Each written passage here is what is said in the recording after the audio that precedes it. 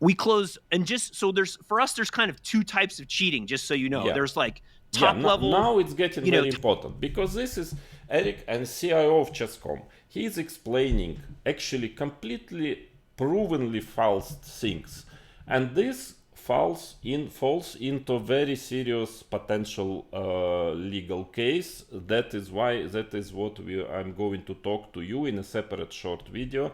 I will explain that I would like my lawyers to start seriously investigating and seriously preparing the case, because it might, I don't know yet, but we will wait for the verdict, but it might fall under very, very serious violations. So I would like to check it. So I will very clearly now for everyone, for public, tell exactly what is actually simply not according to the truth from what he is saying. Title players who play in events, and then there's like the kind of casual play. We closed over 1 million accounts on chess.com this year. Okay, this is lyrics, because, well, let's talk about money events, because that falls into very serious already legal consequences. Out of cheating. Out of 160? Yeah. But again, out of even fewer, so out of, 60 million who play semi-regularly. It's another point to contest. But okay, for that later. So what I'm saying with this is cheating is a problem. It happens, but we're also aggressively attacking it.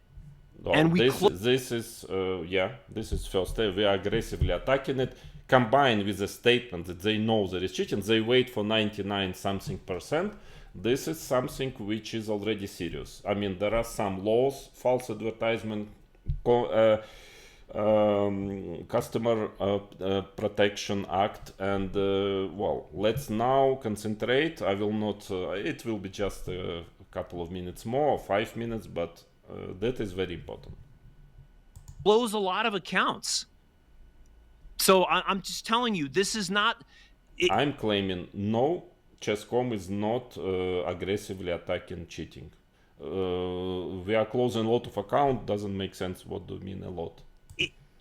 If you think the narrative is chess.com doesn't care, I think that is demonstrably false. I'm not saying that at all. I mean, we make the investment, we close the accounts, we do the things, we look at it. If you say, hey, I don't like chess.com's approach, I think they're too conservative, I'll take that criticism. That's a disagreement. Okay, it will be probably, very likely, it will be disagreement in the court, because it's not about opinion, it's about customer protection. I mean, it's about fraud also. Yeah, I think that many players, honest players, due to this policy, which is not according to standards, I mean, that they are possibly getting robbed.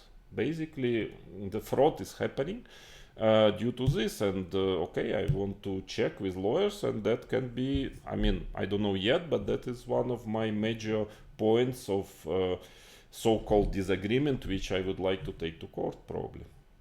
You think we wait too long, we're too conservative, we're too careful, and we allow too much damage to happen?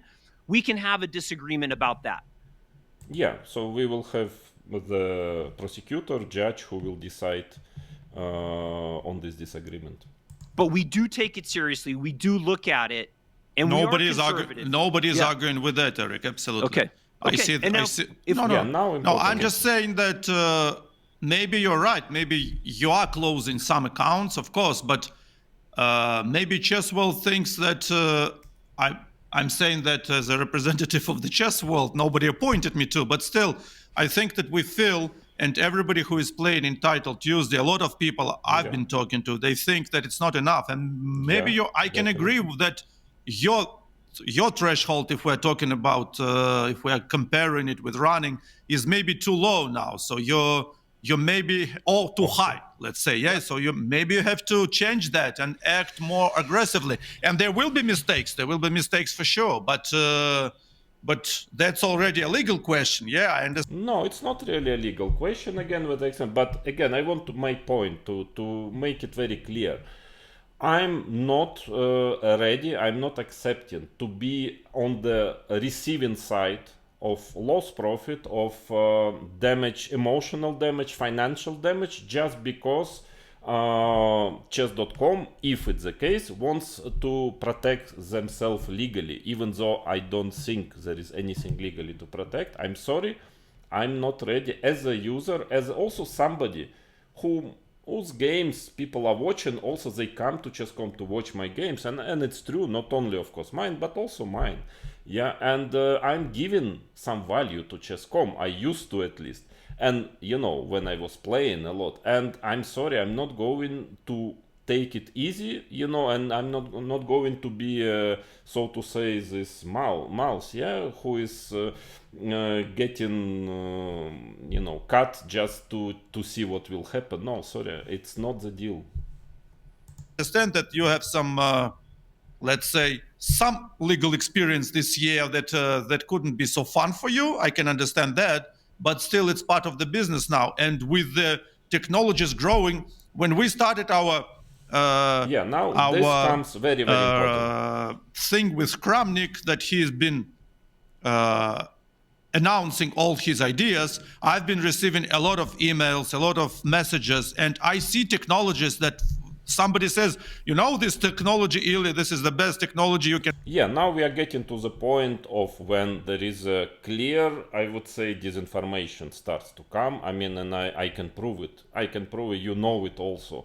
And that is becoming already, legally very serious. So let's listen to Ilya, and then the and I answer. see it and I understand, wow, oh my God. I mean, how can you fight that? It's such a disease that maybe requires some more and more attention. And maybe you are saying you have 30 people, maybe you need 300 people. Who knows? I understand this. So I want to address a couple of things that we... Now, very important. So now Eric is telling such obvious things which are obviously not according to the reality. And what is most important, I mean, he must know it. I mean, if he doesn't know, then it means the anti-cheating of chess.com is really weak and bad. If it's not, then he must be aware that what he's telling is simply not true. I mean, and okay, let's listen. For this. Sure. Because I think that it's important to talk about how people can cheat. Okay, let's talk. One is by somebody else watching and then relaying information to them, right? You have to get the information. You're either getting it from yourself or you're getting it from somebody else. Exactly. Or, as a famous case, someone was playing along with their phone while playing on the computer and they were looking down, and the stuff is easy to see. So people don't do that as much. So either you have to have something installed on your computer that is automatically doing it, or someone else is watching the game and relaying information to you. I mean, come on. This is such a joke. How can he not know that actually there are a million other ways to start with? You can do it. There are a lot of plugins which chess.com cannot detect. And this is well known on the internet for free, can be downloaded. Many sites, there are a lot of things like that which are avoiding detection of chess.com, and this is provable. Then, second, okay, you can simply, because chess.com has a policy that you can open account as in basically incognito. You just need a email address. You don't need your ID, to show your ID. So you just open incognito another account on someone else's email address. And during a tournament, you just switch on the second account of yours and you see, you can switch on engine. You don't need anyone, especially in titled users, there are no cameras, so you don't need anyone. You can cheat so easily on your phone, whatever. You don't need a second person. You don't need something to be installed on your computer to cheat in, let's say, titled Tuesday, at least. And on top of it, even if you do, there are ways to make it unseenable for chess.com. So this is just false. This is a false statement. I'm sorry, what is this? How can a CIO explaining public, it's a serious conversation, it's a public conversation. Anti-cheating of chess.com is a core, it's very important asset, of the company. And how can you tell this? Yeah, this is just factually not true, obviously not true. Those are kind of the only ways. In the first case, we detect, people don't know, and so I'm a little bit spoiling, but we detect the plugins that are in your computer, the extensions that are overlaying and doing things on there. And we close a lot of accounts for that. And thankfully, very few title players have been caught doing that. Some have. No, because everybody easily avoids it. I mean, this is just ridiculous. I'm sorry, because of course it's only amateurs or people who really don't know anything about this. They will do it and so openly that you can detect. But it's very easy nowadays to avoid it, and that you cannot detect. I mean, that is, everybody knows it. Everybody, all people in the world of chess. Not Eric, maybe.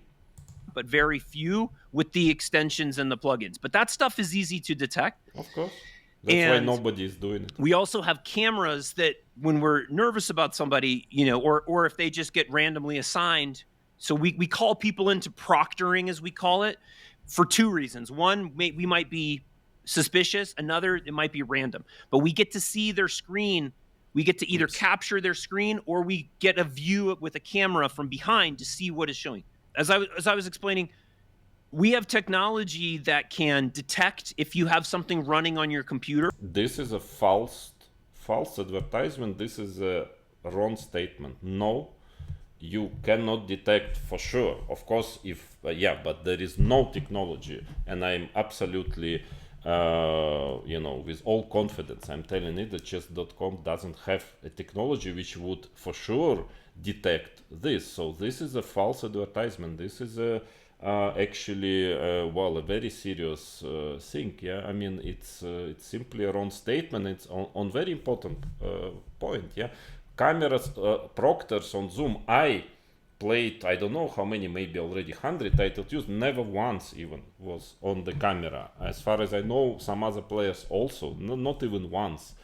And even though how it happens that usually after like 8 rounds, when damage is already done, they can ask people to switch on the camera. You can still cheat, of course, there is no doubt. I mean, the full room is not monitored. Somebody can be standing just another side of the room and showing you moves. There is nothing. I mean, it's easy. It's doable. And but anyway, so then maybe a person would switch on the engine and play himself 2-3 games, and then next day continue again. I mean, that is mostly what happens. But for most players, I mean, it's just not happening at all. So this is simply not true. We also can ask people to be proctored, where we can get a camera view of what they're seeing on their screen. Of course, yeah, that's from time to time this happens, very rarely and some, I mean, usually not from the beginning. And secondly, it doesn't at all prevent cheating, because screen is by far not the only way to get assistance. I mean, that is very obvious. So this is, I mean, to me, I have to check with lawyers, but it seems like simply disinformation, and on a very important point. I mean, and so we will, and it's not the only one. In their environment. So we could see if there was something on the board, or if there was something else running, or if there was another device near them. Wow, but near, maybe just near, but even already 2 meters away, no, you cannot see it. I experienced it.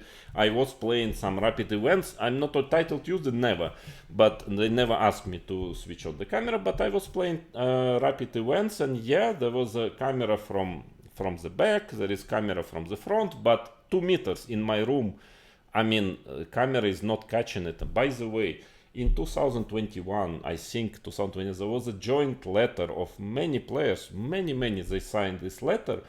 I have it, I downloaded it, that they were asking for camera which would overlook the whole room where you are playing. This is a complete minimum. Of course, it doesn't stop cheating, but it's an absolute minimum to do, and Chess.com still not doing it. I would like to know why. I mean, why it's not done. So that's one way. The other way is somebody else giving them some signals. Now, there's ways to deal with that. One is a delay. Another is making the games private so that there is no one who can observe it in real time. Another one is monitoring, their audio. And so these are all things that we... But monitoring the audio, but you're not doing it. I mean, maybe with some players, yes, but you allow headphones. By the way, I have a proof that it's... I have a letter of a very high person of Chess.com who sent me about, 1.5 years ago. And it's provable, it's there, when he tells that this is against our policies, that we apologize for it, and we will soon do everything that it will not be allowed. It's still allowed. I mean, this is a proof. Yeah, I have it.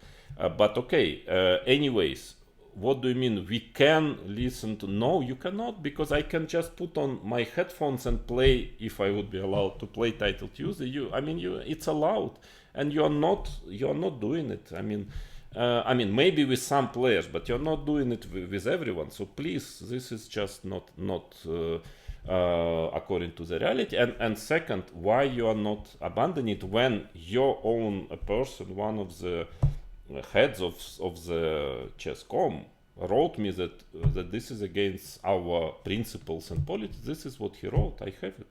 So why you are still keeping this very simple way to get, let's say, to get some hints from somebody? It's very simple. If you have headphones and it's not controlled, there is nothing you can do. I mean, absolutely nothing. Somebody can sit in the other room and you headphones connected to his phone and you just get all moves what you want. It's so simple. And this very basic thing Chess.com is not doing. And after that, telling how seriously they take anti-cheating and, how I am crazy or something, complaining. No, I'm sorry. We will, if there is, if you avoid direct discussion, I offered many times direct conversation. I would ask you directly these questions and I would sit there before you really answer those questions. But if not, then we will, unfortunately, seemingly, we will have to do it in the legal surrounding, in court probably. Can do now, and that we are currently working on a new piece of software that when people play in our money events, including Title Tuesday, they will have to play. It's basically a browser, but it's it's kind of proctor, but the interview been 1 year ago. It's only now they start, as far as I know, like experimenting a bit with some players. But 1 year since this interview, I mean, you couldn't develop it, and even now it's still not really used, as far as I know. Inside of a different program that will give us even more information about their computer, what's going on, their audio sources, all their video, and it will be even more information for us to process. Now, as you said in a private conversation, you said that you think that if that happens, you'll either see a lot of people stop playing or who will play at a different level. You might be right. We'll see. And that's something that we hope to be rolling out soon for participants in our money events, is to play with this. I don't know what means soon. More than 1 year since this interview was performed, it's not there yet, at least not massively in money events. Software. So I'm telling you this, our view is that it is pretty difficult for somebody to be using the on-screen technology. And it's pretty difficult. No, and it's probable that it's not difficult under the situation that Chess.com, this level of control Chess.com is introducing in money events, especially Title Tuesday. No, it's very easy and it's provable. So this is false information. For somebody to be getting a relay of information to them. And we're working hard to make it even harder to do both of those things. Do you feel bad about what's...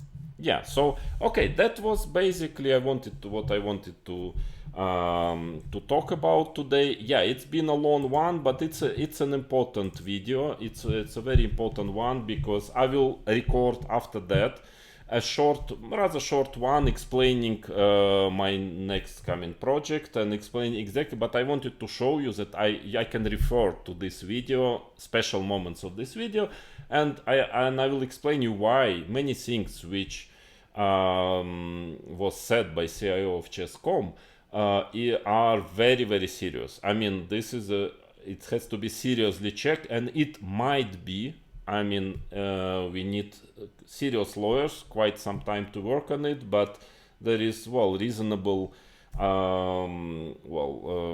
hint, I mean, can be that they are violating very serious laws, yeah?